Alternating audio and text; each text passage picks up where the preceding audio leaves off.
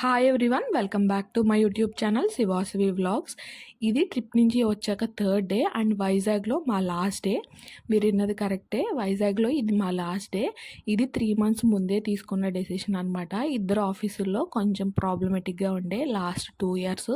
శివాకైతే చాలా హెక్టిక్గా అండ్ కష్టంగా గడిచింది. సో జాబ్ చేంజ్ అవుదాము అని ముందు నుంచి డిస్కస్ చేసుకుంటున్నాము. బట్ హైదరాబాద్ అనుకున్నాము. శివాకి వర్క్ కల్చర్ అది బాగుంటుంది అండ్ కెరియర్ గ్రోత్ కోసం కూడా గుజరాత్కి షిఫ్ట్ అవుతున్నాము ఇద్దరము.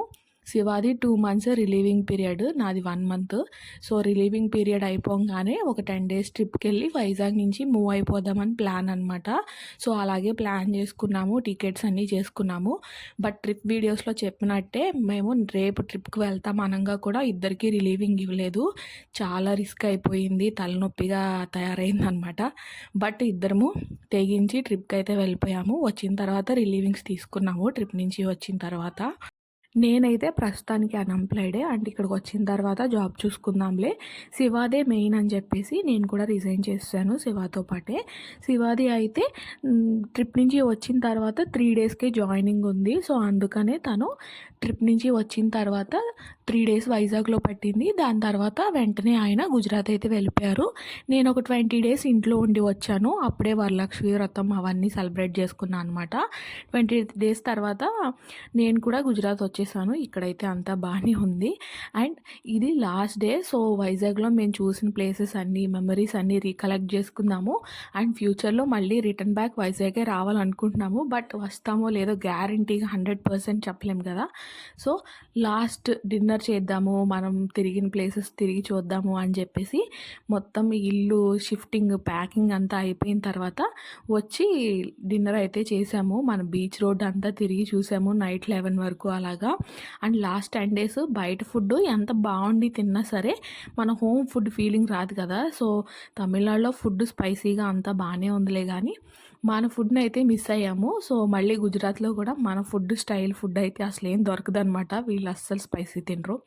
సో మంచిగా డిన్నర్ చేద్దాము అని చెప్పేసి బీచ్ రోడ్కి వచ్చి కూర్చొని లాస్ట్ 10 days గురించి, జాబ్ గురించి అన్నీ డిస్కస్ చేసుకుంటూ మంచిగా డిన్నర్ అయితే చేసాము. ఇద్దరు ఫేసులు చూడండి మాడిపోయినాయి. లాస్ట్ 10 days తమిళనాడులో అయితే చాలా ఎండలుండే, తిరుపతిలో కూడా ఎండలకి మాడిపోయాము. అండ్ నాకేమో లాస్ట్ 2 days ఫీవర్ కదా ట్రిప్ అయిపోయేసరికి. అండ్ ఇక్కడికి వచ్చిన తర్వాత కూడా హౌస్ ఓనర్తో చిన్న డిస్కషన్ అయ్యి పవర్ లేక చాలా ఇబ్బంది పడ్డాము 2 days.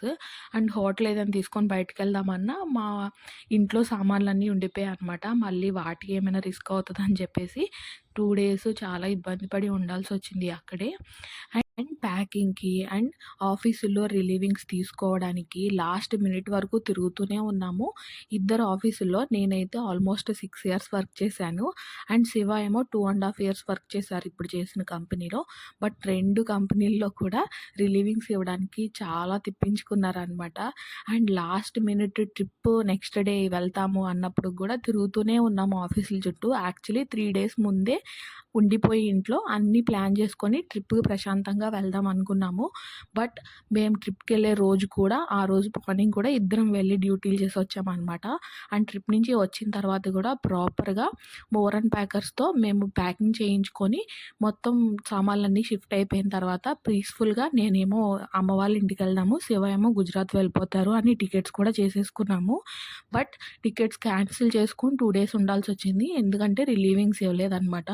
సో 2 days రిలీవింగ్స్ కోసం తిరిగి మళ్ళీ థర్డ్ డేకి మాకు రిలీవింగ్స్ వచ్చాయి. సో ఆ రోజు మొత్తం ప్యాకింగ్ చేయించుకొని ఇంకా ఈవినింగ్ ఇలా డిన్నర్కి బయటకు వచ్చామన్నమాట. మేము ప్రాపర్గానే ప్లాన్ చేసుకున్నాము 3 months ముందే ట్రిప్కి, టైము, రిలీవింగ్స్కి అన్నిటికి. బట్ హౌస్ ఓనర్ ఇబ్బంది పెట్టేశారు, ఇద్దరు ఆఫీసుల్లో రిలీవింగ్స్కి కూడా ఇబ్బంది పెట్టేశారు. అండ్ ట్రిప్కి వెళ్ళి వచ్చిన తర్వాత నాకు ఫేవర్ కూడా కదా, అసలు ఇద్దరము ఎంత టెన్షన్ తీసుకున్నామంటే అంత టెన్షన్ తీసుకున్నాము. రిలీవింగ్స్ ఇవ్వలేదు, హౌస్ ఓనర్ ఏమో ఇబ్బంది పెట్టేస్తున్నారు. అది అన్ఎక్స్‌ప్లెయినబుల్ సిట్యుయేషన్ అనమాట. సో ఎలాగో అలాగా కొంచెం అమౌంట్ ఎక్కువైనా సరే రిస్క్ తీసుకొని మేము ఓవర్స్ అండ్ ప్యాకర్స్‌ని అయితే బుక్ చేసుకున్నాము. అండ్ వాళ్ళు 1 dayలో హాఫ్ డేలే మార్నింగ్ వచ్చి ఆఫ్టర్నూన్ కల్లా మొత్తం అన్నీ ప్యాక్ చేస్తారు అండ్ మొత్తం అన్నీ గుజరాత్కి అయితే మూవ్ చేస్తారనమాట. శివ ముందే వెళ్ళిపోయారు కదా, నాకన్నా ఒక 20 డేస్ ముందు వెళ్ళారు కదా, జాయినింగ్ ఉందని చెప్పేసి వెళ్ళి ఇల్లు చూసి అండ్ సామాన్లు కూడా షిఫ్ట్ మొత్తం అన్నీ వచ్చేసి అన్నీ సర్ది ఉంచారనమాట నేను వచ్చేసరికి ఇల్లు. అండ్ గుజరాత్ వచ్చిన తర్వాత వీడియోస్ ఏమీ నేను షూట్ చేయలేదు. మేము ఇంత ప్రాపర్గా ప్లాన్ చేసుకున్న ఆఫీసులో వాళ్ళు మాకు ఎలా షాక్ ఇచ్చారో రిలీవింగ్స్ ఇవ్వకుండా. అలాగే మా లైఫ్లో కూడా ఒక చిన్న సర్ప్రైజ్ అయితే అయిపోయింది. అదేంటి అనేది నెక్స్ట్ వీడియోస్లో షేర్ చేసుకుంటాను. అండ్ ఇక్కడైతే మొత్తం ప్యాకింగ్ అయిపోయింది, ఇల్లంతా ఖాళీ అయిపోయింది. లాస్ట్ 2.5 years స్టే చేసిన ఇల్లు అనమాట. సో నాకు కూడా మెమరబుల్గా ఉంటుందని చెప్పేసి రికార్డ్ చేసుకున్నాను. ట్రిప్ తర్వాత నేనైతే ఒక 10 డేస్ 20 డేస్ ఇంట్లో రెస్ట్ తీసుకున్నాను. కానీ పాపం శివ అయితే వెంటనే గుజరాత్ వచ్చి వర్క్లో జాయిన్ అయిపోయారనమాట. అండ్ మేము గుజరాత్ మూవ్ అయిన తర్వాత వీడియోస్ ఎందుకు పోస్ట్ చేయలేదు, ఎందుకు ఇన్ని రోజులు నేను రెస్పాండ్ అవ్వలేదు యూట్యూబ్లో అనేది మీకు క్లియర్గా ఎక్స్ప్లెయిన్ చేస్తాను నెక్స్ట్ వీడియోస్లో. ఎక్స్ప్లెయిన్ చేయడం కాదు, చిన్న సర్ప్రైజ్ కాదు పెద్ద సర్ప్రైజే, మాకు పెద్ద గిఫ్ట్ ప్యాక్ లాగా ప్లాన్ చేశారనమాట గాడ్.